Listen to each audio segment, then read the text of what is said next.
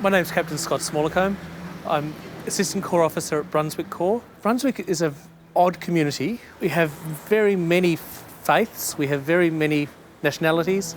We have some incredibly wealthy people in Brunswick, and we have some incredibly marginalised people. Some of the marginalised people we'd work with live in many of the supported accommodation services and the rooming houses across Brunswick. Many of them have literacy or numeracy issues which prevent them from holding down work, prevent them from having a rich life.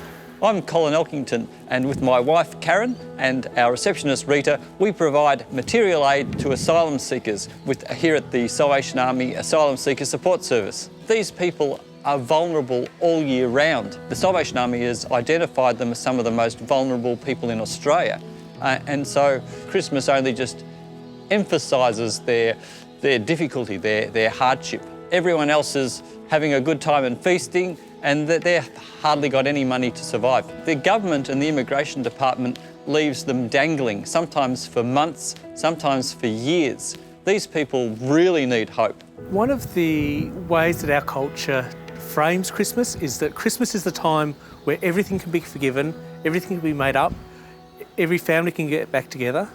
But that's not the story that many of our people find in their real lives. A young man I used to work with had received an iron girder through the brain, and his whole personality had changed. By the time he had come to us, he'd had to leave his family behind. He became quite violent, he was quite scary. And over many interactions with the Salvation Army and with many other services, this young man came to work out who he was again, and slowly and slowly and slowly to reintegrate with his family. And I remember the time, and it was Christmas time, when he and his family were actually starting to talk together, and the absolute excitement when he was actually invited to Christmas Day with the family again. It was terrifying for him, but the day after, when I spoke to him again, it had been so liberating. It had been everything he'd ever dreamed of, even though it didn't go perfectly. And that, in the messiness of it, it's still really something that changed his life forever. When Jesus had to flee to Egypt, someone probably took him in.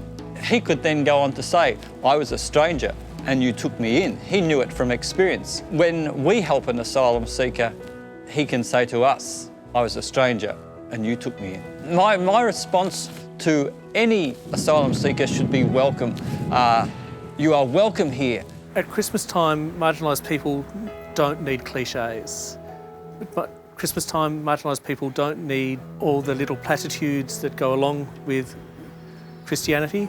They actually need to know the hope that is in Christ. They need to know that they're welcome.